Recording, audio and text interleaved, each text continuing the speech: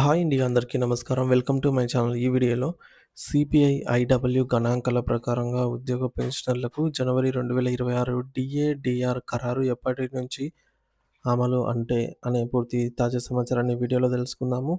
Video అయితే ఎక్కడ కానీ స్కిప్ చేయకుండా ఎండ్ వరకు చూసేయండి. అప్పుడే ఇన్ఫర్మేషన్ పూర్తిగా అర్థమవుతుంది. అలాగే వీడియో చూస్తున్న ప్రతి ఒక్కరు వీడియోకి లైక్ చేయండి ఫ్రెండ్స్. ఈ వీడియోని తోటి ఉద్యోగ పెన్షనర్ మిత్రులతో అయితే షేర్ చేయండి. కొత్తగా మన ఛానల్‌ని చూస్తున్నవారు ఇంకా ఎవరైనా సబ్స్క్రైబ్ చేసుకోకుంటే వెంటనే మన ఛానల్‌ని అయితే సబ్స్క్రైబ్ చేసుకోండి. సో, దీని ద్వారా నేను చేసే లేటెస్ట్ వీడియోస్ అన్నీ మీ వరకు రీచ్ అవుతాయి.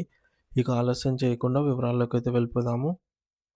ఫ్రెండ్స్, ఇక విషయానికొచ్చినట్లయితే కేంద్ర ప్రభుత్వ కార్మిక మరియు ఉపాధి మంత్రిత్వ శాఖకు అనుబంధంగా ఉన్న లేబర్ బ్యూరో తాజాగా విడుదల చేసిన అధికారిక ప్రెస్ నోట్ ప్రకారం 2025 డిసెంబర్ నెలకు సంబంధించిన అఖిల భారత పారిశ్రామిక కార్మికుల వినియోగదారుల ధరల సూచి సిపిఐ ఐడబ్ల్యూ 140.2 పాయింట్ల వద్ద స్థిరంగా నమోదైంది.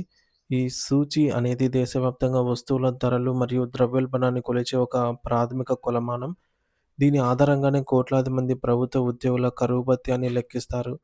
డిసెంబర్ నెలకు సంబంధించిన ఈ డేటా విడుదల కావడంతో 2026 జనవరి నుండి ఉద్యోగులకు మరియు పెన్షనర్లకు ఎంత మేర జీతం పెరుగుతుంది అనే దానిపైన ఒక స్పష్టమైన చిత్రం వచ్చేసింది.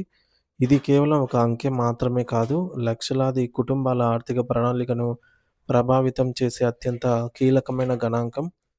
ఈ తాజా నివేదికతో జనవరి 2026 ఒకటో తేదీ నుండి అమల్లోకి రావాల్సిన కరువు భత్యం డిఏ మరియు కరువు ఉపశమనం డిఆర్ పెంపుదలపై ఉన్న అన్ని రకాల అంచనాలు మరియు సందిగ్ధతలు అధికారికంగా తొలగిపోయాయి.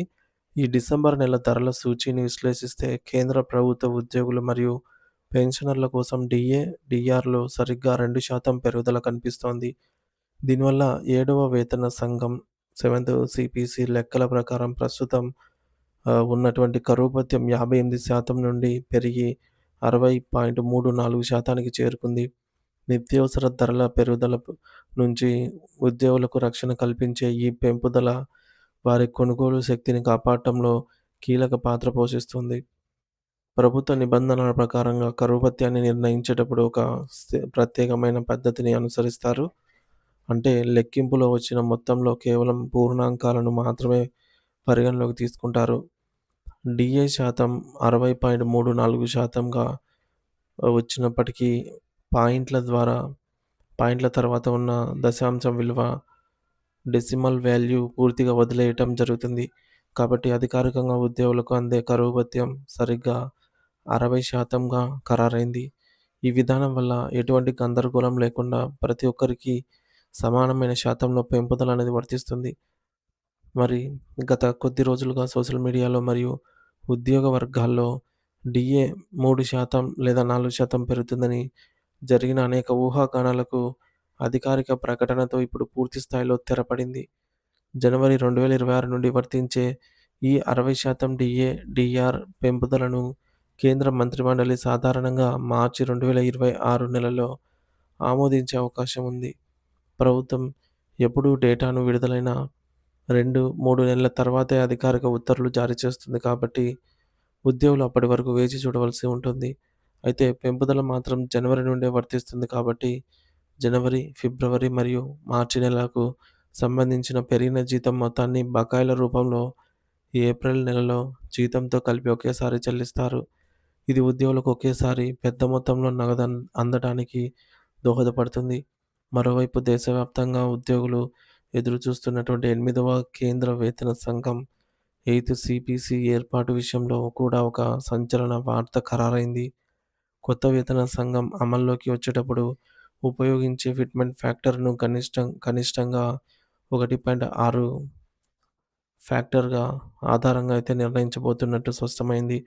ఫిట్మెంట్ ఫ్యాక్టర్ అంటే పాత జీతాన్ని కొత్త జీతంగా మార్చడానికి ఉపయోగించే గణాంకం. మరి ప్రస్తుతం ఉన్న 60% కరువు భత్యాన్ని ప్రాథమిక వేతనంలో విలీనం చేయడం ద్వారా 1.6 ఫ్యాక్టర్‌ను రూపొందించారు. సో, ఇది 1.0 బేసిక్ ప్లస్ 0.60 డిఏ మొత్తం కలిపి 1.60. దీనివల్ల ఉద్యోగుల మూల వేతనం గణనీయంగా పెరుగుతుంది. ఈ 1.60 ఫిట్మెంట్ ఫ్యాక్టర్ ప్రకారం ప్రస్తుత వేతన నిర్మాణంలో ఉన్న కరువు భత్యాన్ని పూర్తిగా బేసిక్ పేలో కలిపివేసి కొత్త వేతన చక్రం మళ్ళీ 0 నుండి ప్రారంభం అవుతుంది. అంటే 2026 నుండి ఉద్యోగుల బేసిక్ పే భారీగా పెరగడమే కాకుండా, పెరిగిన బేసిక్ పే మీద భవిష్యత్తులో వచ్చే డీఏ లెక్కించబడుతుంది.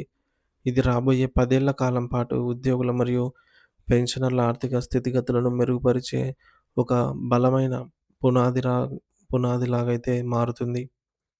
60% డీఏ ఖరారు కావటం మరియు 8వ వేతన సంఘం దిశగా ప్రభుత్వం అడుగులు వేయటం అనేది కోట్లాది మంది ప్రభుత్వ కుటుంబాల్లో ఆర్థిక స్థిరత్వాన్ని మరియు భరోసానైతే నింపుతోంది.